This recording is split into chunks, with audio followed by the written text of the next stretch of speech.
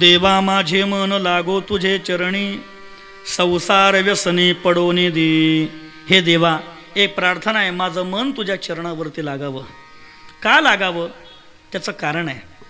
परमार्थामध्ये मनाचं असणं फार महत्त्वाचं आहे. ऐकत राहा. महाराजांची भाषा आहे, ज्याप्रमाणे देशात राष्ट्रपती असतो, ज्याप्रमाणे राज्यात मुख्यमंत्री असतो, ज्याप्रमाणे एखाद्या जिल्ह्याला कलेक्टर असतो, त्याप्रमाणे या देहरूपी नगरीचा एक राजा आहे, त्याला मन म्हणतात. मनुराजा एक देहपुरी, असे नांदतो त्यासी दोघी नारी. पुत्र पौत्र संपन्न भारी, तेने कृपा केली आम्हावरी गा. मन नावाचा राजा आहे आणि या मनाला दोन बायका आहेत. ऐकताय तुम्ही सगळे? ऐकताय ना? या मनाला दोन बायका आहेत. पहिल्या बायकोचं नाव आहे प्रवृत्ती आणि दुसऱ्या बायकोचं नाव आहे निवृत्ती. प्रवृत्ती म्हणजे हा संसार, मनाला फार आवडतो. निवृत्ती म्हणजे त्याग, आवडत नाही. प्रवृत्ती नावाची पत्नी मनाला आवडते. का? कारण ते प्रवृत्ती मनाला भोग देते. निवृत्ती आवडत नाही. का? कारण निवृत्ती मनाला त्याग देते. प्रवृत्ती आवडते का? कारण प्रवृत्ती नावाची पत्नी सुंदर आहे म्हणून ती आवडते. निवृत्ती आवडत नाही का? ती कमी सुंदर आहे म्हणून ती आवडत नाही.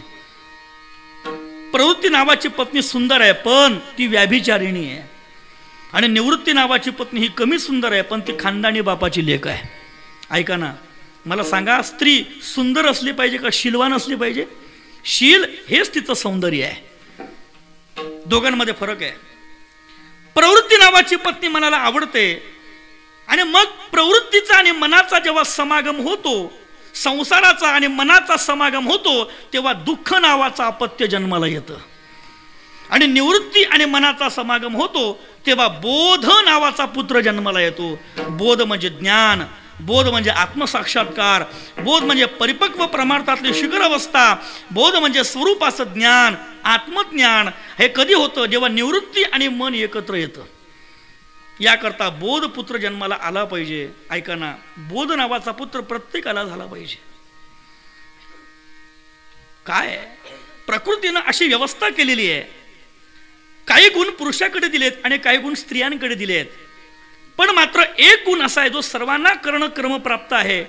एक गोष्ट प्रत्येकाला मिळाली पाहिजे, त्याला म्हणतात ज्ञान. ज्ञानोबा म्हणतात, ज्याला वाटतं मी मनुष्य आहे त्याला या तीन गोष्टी कळाल्या पाहिजे. पहा मी काय बोलतोय, माझ्या बोलण्याकडे लक्ष द्या.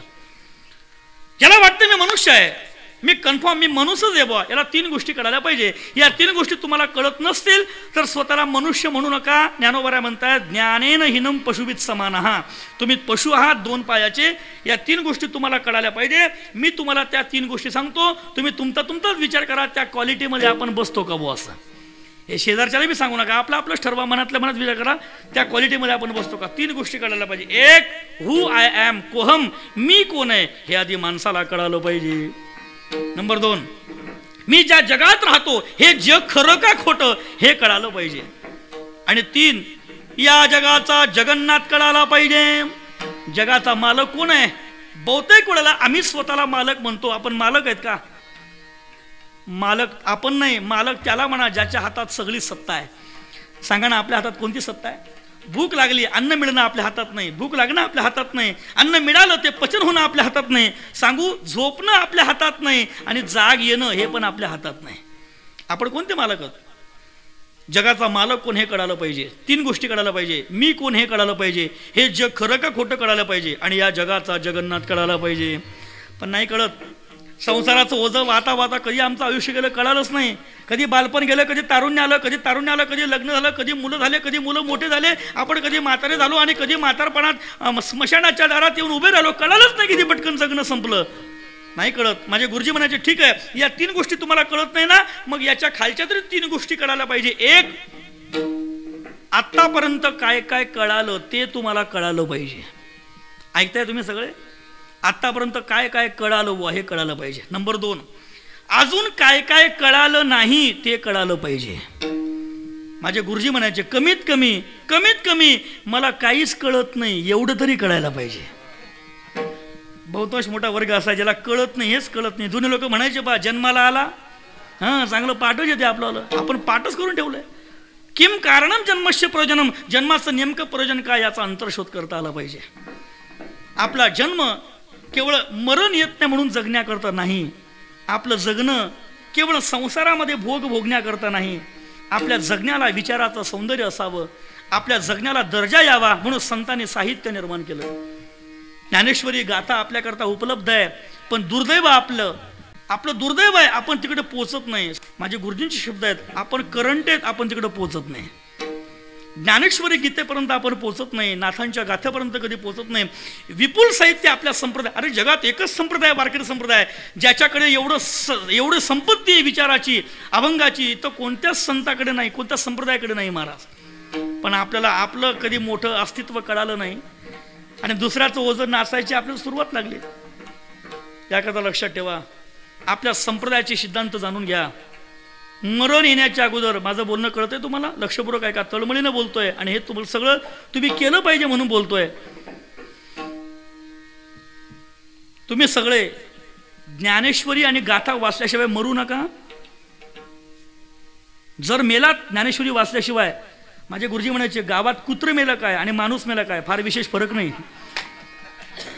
फरक एकच आहे, कुत्र मेलं फेकून द्या आणि माणूस मेला पेटून द्या, एवढाच फरक आहे. काय विशेष आहे? ज्ञानेश्वरी आणि गाथा आपला प्राण आहे. आपण बंगला बांधतो मोठा, लाखो रुपयाचं फर्निचर बनवतो, सगळ्या सुविधा घरामध्ये ठेवतो आणि 130 रुपयाची ज्ञानेश्वरी घरात नसेल तर संत म्हणतात ते घर नाही, ते स्मशान आहे. याकरता घरामध्ये ज्ञानेश्वरी असली पाहिजे. नुसते आणून ठेवू नका. काही काही लोक आणतात, लाल फडक्यामध्ये गुंडाळतात आणि ती तेव्हाच बाहेर निघते केव्हा, जेव्हा आणणारा मरतो त्याच्या 10व्याच्या प्रवचनाला. ग्रंथ वाचले पाहिजेत महाराज. ज्ञानोबारांचे शब्द आहेत. ज्ञानोबारा म्हणतात तुम्हाला सुखी व्हायचं आहे, एक करा, आणि ग्रंथोपजीविये विशेषी लोकी ये. ग्रंथांकडे या, जीवन धन्य होईल. याकरता ग्रंथां कधीतरी पाहणं. ऐका ना, आज ती एकादशी की नाही? एकादशी काय करतो आपण? एकादशीला फराळ करतो, आपण नित्यनेम करतो, देवात जातो, दर्शनात जातो, देवळाच्या दर्शनात जातो, आपण एखादा ग्रंथ वाचतो. एकादशीला काहीतरी निमित्त आपण ठरवतो, फराळ करतो. ऐका, माझं बोलणं तुम्हाला पटतं का? पुढच्या एकादशीपासून ज्याचा उपवास आहे किंवा जो उपवास करतो चतुर्थीला, सोमवारला, गुरुवारला, एक काम करा, त्या दिवशी फराळ केला नाही तरी चालेल. आता सध्याचा काळ असा आहे महाराज, आता फराळ करण्याचं व्रत करायचं नाही, मग एक नियम पाळायचा. 15 दिवस किंवा 8 दिवसातनं तुम्ही एखादा उपवास करत असाल तर त्या दिवशी संकल्प करा, मी दिवसभर मोबाईल आणि टीव्ही पासून लांब राहील. हाच आपल्याकरता फराळ आहे. कारण सध्या माणसांचं चित्त मोबाईलने जेवढं बिघडवलंय तेवढं कोणीच बिघडवलं नाही महाराज. तुम्ही पहा, फेसबुक आणि व्हॉट्सअप, यूट्यूब याच्याद्वारा महाराज जगण्याकरता हे सगळं पाहिजे. पण सध्या एवढी अश्लीलता पसरत चालली. तुम्ही फेसबुक ओपन करा, तुम्हाला काहीच चांगलं पाहायला मिळणार नाही. बोला ना, मी चुकीचं बोलतोय का? बोला ना. तुम्ही व्हॉट्सअप पहा, एकही विचार तुम्हाला चांगला ऐकायला मिळणार नाही. काही ना काहीतरी कुठेतरी विचित्र ऐकायला मिळेल. का?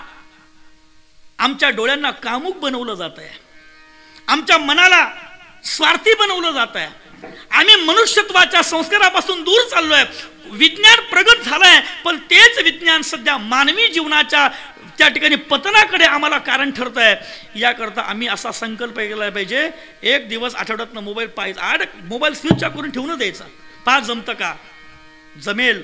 आता सध्या हेच व्रत करायची आम्हाला गरज आहे. आणि त्या दिवशी ग्रंथ वाचत राहा, दुसरं काही करू नका. काही नाही महाराज. याकरता आपल्या जगण्याचं तत्व आपण स्वीकारावं, संतांचं ऐकावं, त्यांच्या मागे चालावं, त्यांनी जे केलं ते करावं. यालाच परमार्थ नाम पुरुषार्थ म्हणतात. तुकोबारा म्हणतात आम्ही हे केलं, ज्ञानोबारा म्हणतात आम्ही हे केलं, आणि नाथबा म्हणतात देवा मला पण हेच करायचं आहे. याकरता तुझी कृपा पाहिजे. म्हणून देवा माझे मन लागो तुझे चरणी, संसार व्यसने पडवणे दे. आणि हे देवा, या संसारातनं मन निघत नाही, पण हे मन निघावं याकरता एक उपाय मला होऊ दे, एक माझ्याद्वारा साधन घडू दे, ते म्हणजे नामचिंतन. ऐका ना, वारकरी परंपरा आणि हिंदू धर्म आम्हाला एका साधनेकडे प्रवृत्त करतोय. आम्ही तिकडे लक्ष देत नाही. आम्ही फक्त दुसराच पसारा घेऊन धावतोय. ज्ञानेश्वरी गाथा काय सांगताय मला? तुम्ही भजन करा, नामचिंतन करा. नामनस्ति यावतम शक्ती पाप निर्हरणे हरे न तावत कर्तुम न शक्नोती पातकम पातकी जनहा. तुम्ही भजन करा, नामचिंतन करा. अरे मुखी नाम हाती मोक्ष ऐशी साक्ष बहुतांची. नाम घेता वाया गेला ऐसा कुणी ऐकला? तरले तरती हा भरवसा